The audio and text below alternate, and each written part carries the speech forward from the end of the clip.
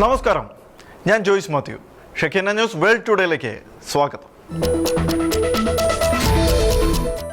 പൗരന്മാർക്കുള്ള മുന്നറിയിപ്പുമായി American government. സുരക്ഷാപരമായ ആശങ്കകൾ, കുറ്റകൃത്യങ്ങൾ, ആഭ്യന്തര കലാപം, തീവ്രവാദം, തട്ടിക്കൊണ്ടുപോകുവാനുള്ള സാധ്യത എന്നിവയെ തുടർന്ന് പാകിസ്ഥാനിലേക്കുള്ള യാത്ര പുനർവിചിന്തനം ചെയ്യാൻ പൗരന്മാരോട് US അഭ്യർത്ഥിച്ചു. ഈ ആഴ്ച ആദ്യം പുറത്തിറക്കിയ യാത്രാ മുന്നറിയിപ്പിൽ പാകിസ്ഥാനെ അമേരിക്ക ലെവൽ 3 വിഭാഗത്തിൽ ഉൾപ്പെടുത്തിയിട്ടുണ്ട്. ഇത് തീവ്രവാദി ആക്രമണങ്ങളുടെ ഉയർന്ന അപകട സാധ്യതയെ സൂചിപ്പിക്കുന്നു. യാതൊരു മുന്നറിയിപ്പുമില്ലാതെ തീവ്രവാദി ആക്രമണങ്ങൾ ഉണ്ടാകാൻ സാധ്യതയുണ്ടെന്നും US മുന്നറിയിപ്പ് നൽകി.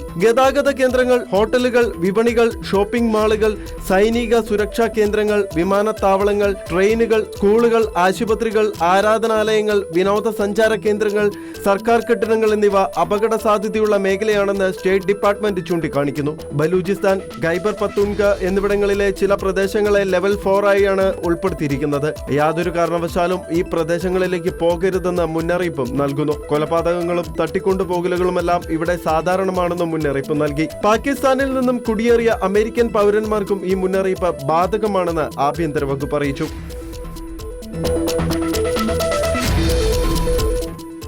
ഇറാന്റെ ആണവ പദ്ധതി പരിമിതപ്പെടുത്തുന്നതും ബാലിസ്റ്റിക് മിസൈൽ ഉൽപാദനം പരിമിതപ്പെടുത്തുന്നതുമായി സംബന്ധിച്ച് അമേരിക്കയും ഇറാനും തമ്മിലുള്ള പ്രാഥമിക ചർച്ചകൾ പരാജയപ്പെട്ടതിനെ തുടർന്ന് ഇറാനെതിരെ വലിയ ആക്രമണം നടത്താൻ പ്രസിഡന്റ് ഡൊണാൾഡ് ട്രംപ് ആലോചിക്കുന്നുണ്ടെന്ന് അമേരിക്കൻ നേതൃത്വങ്ങൾ പറയുന്നു. ട്രംപിന്റെ പുതിയ ഭീഷണികൾക്കെതിരെ ഇറാൻ ശക്തമായി പ്രതികരിച്ചു. ഏതൊരു US സൈനിക നടപടിക്കും ഉടനടി മറുപടി നൽകുമെന്ന് ഇറാൻ അറിയിച്ചു. പരമോന്നത നേതാവ് ആയത്തുള്ള അലി ഖമേനിയുടെ ഒരു ഉന്നത ഉപദേഷ്ടാവ് ആക്രമണം നടന്നാൽ ഇസ്രായേലിനെ ലക്ഷ്യം വെക്കുമെന്ന് ഭീഷണിപ്പെടുത്തി. ന്യായവും നീതിയുക്തവുമായ ഒരു കരാർ ചർച്ചയ്ക്കായി ഇറാൻ മുന്നോട്ട് വരണമെന്നാവശ്യപ്പെട്ട് ട്രംപ് ബുധനാഴ്ച ട്രൂത്ത് സോഷ്യലിൽ പോസ്റ്റ് ചെയ്തിരുന്നു. കഴിഞ്ഞ വേനൽക്കാലത്ത് US സൈന്യം ഇറാന്റെ 3 ആണവ കേന്ദ്രങ്ങൾ ആക്രമിച്ചപ്പോൾ ഉണ്ടായ നാശത്തേക്കാൾ വളരെ മോശമായിരിക്കും രാജ്യത്തിനെതിരായ അടുത്ത US ആക്രമണമെന്ന് അദ്ദേഹം മുന്നറിയിപ്പ് നൽകി. ഇറാന്റെ റവല്യൂഷണറി ഗാർഡിനെ ഭീകര സംഘടനയായി പ്രഖ്യാപിച്ച് യൂറോപ്യൻ യൂണിയൻ. മനുഷ്യാവകാശ ലംഘനങ്ങൾ വെച്ചുപുറപ്പിക്കില്ല എന്ന് യൂറോപ്യൻ യൂണിയൻ അറിയിച്ചു. ഇറാനിൽ നടക്കുന്ന ആഭ്യന്തര പ്രതിഷേധങ്ങളെ ചോരയിൽ മുക്കിക്കൊല്ലാൻ ശ്രമിക്കുന്ന റവല്യൂഷണറി ഗാർഡിന്റെ നടപടികളാണ് യൂറോപ്യൻ രാജ്യങ്ങളെ പ്രകോപിപ്പിച്ചത്. സംഘടനയെ ഭീകരപട്ടികയിൽ ഉൾപ്പെടുത്തിയതോടെ യൂറോപ്പിലെ ഇവരുടെ ആസ്തികൾ മരവിപ്പിക്കുകയും സംഘടനയുമായി ബന്ധമുള്ള വ്യക്തികൾക്ക് യാത്രാവിലക്ക് ഏർപ്പെടുത്തുകയും ചെയ്യും. പ്രതിഷേധക്കാരെ ലക്ഷ്യം വെച്ചുള്ള കൊലപാതകങ്ങൾ, തടങ്കൽ വയ്ക്കൽ, പീഡനങ്ങൾ എന്നിവയിൽ റവല്യൂഷണറി ഗാർഡിന് നേരിട്ട് പങ്കുണ്ടെന്ന് യൂറോപ്യൻ യൂണിയൻ വിദേശകാര്യ സമിതി കണ്ടെത്തി. നേരത്തെ അമേരിക്കയും ഇസ്രായേലും ഈ സംഘടനയെ ഭീകര പട്ടികയിൽ ഉൾപ്പെടുത്തിയിരുന്നു. ഇറാനിലെ സായുധ സേനയുടെ ഏറ്റവും വലിയ വിഭാഗമായ റവല്യൂഷണറി ഗാർഡിന് നേരെയുള്ള ഈ നീക്കം മിഡിൽ ഈസ്റ്റിലെ രാഷ്ട്രീയ സമവാക്യങ്ങളിൽ വലിയ മാറ്റങ്ങൾ വരുത്തുമെന്നാണ് വിലയിരുത്തപ്പെടുന്നത്. ഇതിനെതിരെ കടുത്ത പ്രത്യാഘാതങ്ങൾ ഉണ്ടാകുമെന്ന് ഇറാൻ മുന്നറിയിപ്പ് നൽകിയിട്ടുമുണ്ട്. ബംഗ്ലാദേശിലെ ക്രൈസ്തവർക്ക് ഭീഷണികൾക്കും ആശങ്കകൾക്കുമിടയിൽ ദുരിത ജീവിതം. ബംഗ്ലാദേശിലെ പൊതു തെരഞ്ഞെടുപ്പിന് ദിവസങ്ങൾ മാത്രം ശേഷിക്കെ രാജ്യത്തെ ഏറ്റവും വലിയ കത്തോലിക്ക തീർത്ഥാടനം ഫെബ്രുവരി മാസത്തിലെ ആദ്യ വാരത്തില് ധാക്കയ്ക്കടുത്തുള്ള ഗാസിപൂർ ജില്ലയിലെ സെന്റ് നിക്കോളാസ് ഇടവകയിൽ നടത്താനിരിക്കെ വലിയ ആശങ്കയിലാണ് വിശ്വാസികൾ. ഫെബ്രുവരി 12-നാണ് ബംഗ്ലാദേശിൽ തിരഞ്ഞെടുപ്പ് നടത്താനിരിക്കുന്നത്. ന്യൂനപക്ഷങ്ങൾക്കെതിരായ സംഘർഷങ്ങൾ രൂക്ഷമായ സാഹചര്യത്തിൽ ബംഗ്ലാദേശിലെ ക്രൈസ്തവർ കഴിയുന്നത് കടുത്ത ആശങ്കയിലാണ്. എല്ലാ വർഷവും ഫെബ്രുവരിയിലെ ആദ്യ വെള്ളിയാഴ്ച നടക്കുന്ന വാർഷിക തീർത്ഥാടനം ഇത്തവണ 6-നാണ് നടക്കുക. ഒത്തുചേരലിന് രാഷ്ട്രീയമായും യാതൊരു ബന്ധവുമില്ല എന്ന് വാദിക്കുന്നുണ്ടെങ്കിലും പങ്കെടുക്കണോ വേണ്ടയോ എന്നതിനെക്കുറിച്ച് വിശ്വാസികൾക്കിടയിലും ഭിന്നാഭിപ്രായമുണ്ട്. അടിസ്ഥാനപരമായി ബംഗ്ലാദേശ് തെരഞ്ഞെടുപ്പിൽ രാഷ്ട്രീയ പാർട്ടികൾ ന്യൂനപക്ഷ സമുദായത്തെ അവരുടെ തുറുപ്പുചീട്ടായി ഉപയോഗിക്കുന്നുവെങ്കിലും സമീപ മാസങ്ങളിൽ കത്തോലിക്ക സ്ഥാപനങ്ങളെ ലക്ഷ്യമിട്ട് നിരവധി ഭീഷണി ലഭിച്ചതാണ് സുരക്ഷാ ആശങ്കകൾക്ക് കാരണം. രാജ്യത്തെ 2 പ്രശസ്ത കത്തോലിക്ക കോളേജുകൾക്കും നേരത്തെ ഭീഷണി കത്തുകൾ ലഭിച്ചിരുന്നു. 2022 ബംഗ്ലാദേശ് സെൻസസ് പ്രകാരം രാജ്യത്തെ ആകെ ക്രൈസ്തവരുടെ എണ്ണം 4,88,583 മാത്രമാണ്. ഇസ്ലാമിക ഭൂരിപക്ഷ രാജ്യമായ ബംഗ്ലാദേശിന്റെ മൊത്തം ജനസംഖ്യയുടെ 0.3% ക്രൈസ്തവർ.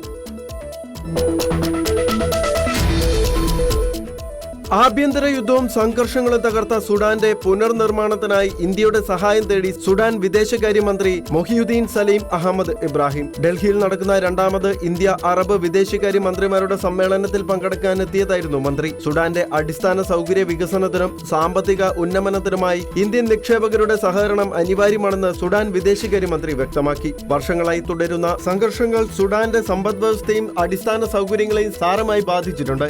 ഈ പ്രതിസന്ധിയിൽ നിന്നും കരകയറാൻ കയറാൻ ഇന്ത്യയെ ഒരു സുപ്രധാന പങ്കാളിയായാണ് സുഡാൻ കാണുന്നത്. ഇന്ത്യൻ കമ്പനികൾക്ക് സുഡാനിൽ കൂടുതൽ നിക്ഷേപ അവസരങ്ങൾ നൽകാനും ഉഭയകക്ഷി വ്യാപാരം വർദ്ധിപ്പിക്കുവാനുമാണ് നീക്കം. സുഡാനിലെ തകർന്ന ഊർജ്ജ നിലയങ്ങൾ, ഗതാഗത സംവിധാനങ്ങൾ, കൃഷി എന്നിവ പഴയ നിലയിലാക്കാൻ വലിയ തോതിലുള്ള പ്രവർത്തനങ്ങൾ ആവശ്യമാണെന്ന് മന്ത്രി ചൂണ്ടിക്കാട്ടി. Sudan and India chamber of commerce സംഘടിപ്പിച്ച പരിപാടിയിൽ സംസാരിക്കവെയാണ് അദ്ദേഹം ഇന്ത്യൻ വ്യവസായികളെ രാജ്യത്തേക്ക് ക്ഷണിച്ചത്. ഇന്ത്യയും സുഡാനും തമ്മിലുള്ള ചരിത്രപരമായ ബന്ധം പുനർനിർമ്മാണ പ്രവർത്തനങ്ങൾക്ക് മികച്ച അടിത്തറയാകുമെന്നും അദ്ദേഹം പ്രത്യാശ പ്രകടിപ്പിച്ചു.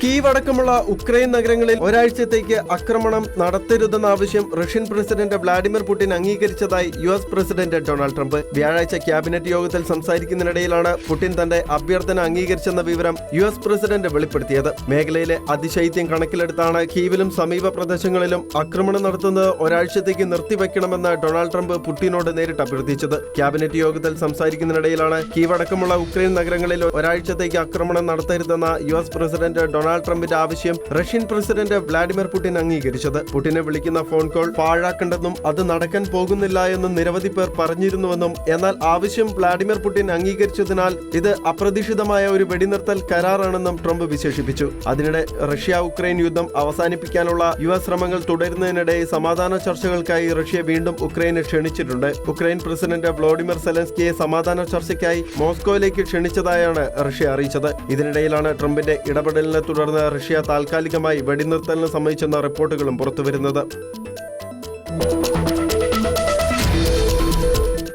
കാനഡയിൽ നിർമ്മിച്ച് US-ൽ വിൽക്കുന്ന എല്ലാ വിമാനങ്ങൾക്കും 50% ഇറക്കുമതി തീരുവ ചുമത്തുമെന്ന് പ്രസിഡന്റ് ട്രംപിന്റെ ഭീഷണി. സവന്നയിലെ ജോർജിയ ആസ്ഥാനമായ US വിമാന കമ്പനിയായ ഗൾഫ് സ്ട്രീം എയറോസ്പേസിന്റെ വിമാനങ്ങൾക്ക് കാനഡ സർട്ടിഫിക്കേഷൻ നിഷേധിച്ചതിന്റെ പ്രതികാര നടപടിയെന്നോണമാണ് ട്രംപിന്റെ തീരുവ ഭീഷണി. കനേഡിയൻ വിമാന നിർമ്മാതാക്കളായ ബോംബാർഡിയറിന്റെ ഗ്ലോബൽ എക്സ്പ്രസ് ബിസിനസ് ജെറ്റുകൾ അമേരിക്കയിൽ നിന്ന് ഡീസർട്ടിഫൈ ചെയ്യുമെന്ന് ട്രംപ് പറഞ്ഞു. ഗൾഫ് സ്ട്രീം എയറോസ്പേസ് നിർമ്മിച്ച ബിസിനസ് ജെറ്റുകൾ കാനഡ ഉടൻ തന്നെ സർട്ടിഫിക്കറ്റ് നൽകിയില്ലെങ്കിൽ പ്രാബല്യത്തിൽ വരുമെന്ന് ട്രംപ് പറഞ്ഞു.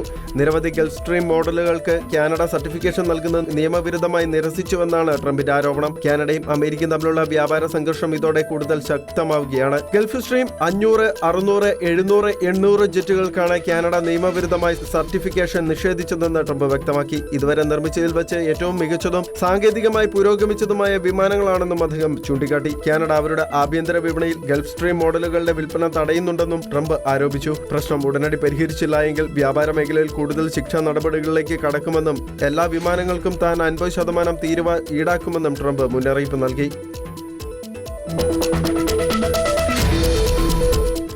ഇന്ത്യയും അറബ് രാജ്യങ്ങളും തമ്മിലുള്ള നയതന്ത്ര ബന്ധത്തിൽ പുതിയ അധ്യായം കുറിച്ചുകൊണ്ട് രണ്ടാമത് ഇന്ത്യ അറബ് ഫോറം വിദേശകാര്യ മന്ത്രിമാരുടെ സമ്മേളനം ന്യൂഡൽഹിയിൽ നടക്കുന്നു. ഒരു ദശാബ്ദത്തെ ഇടവേളയ്ക്ക് ശേഷമാണ് ഇത്തരത്തിലൊരു ഉന്നതതല യോഗത്തിന് ഇന്ത്യ വേദിയാകുന്നത്. അറബ് ലീഗിലെ 22 രാജ്യങ്ങളിൽ നിന്നുള്ള പ്രതിനിധികളും വിദേശകാര്യ മന്ത്രിമാരും സമ്മേളനത്തിൽ പങ്കെടുക്കുന്നുണ്ട്. പശ്ചിമേഷ്യയിലെ നിലവിലെ സാഹചര്യങ്ങളും ഉഭയകക്ഷി സഹകരണവും ചർച്ച ചെയ്യുന്ന ഈ യോഗം ഇന്ത്യയെ സംബന്ധിച്ചിടത്തോളം അതീവ പ്രാധാന്യമുള്ളതാണ്. 2016 ബഹ്റൈനിൽ വെച്ചായിരുന്നു ഇതിനു മുൻപ് വിദേശകാര്യ മന്ത്രിമാരുടെ യോഗം നടന്നത്.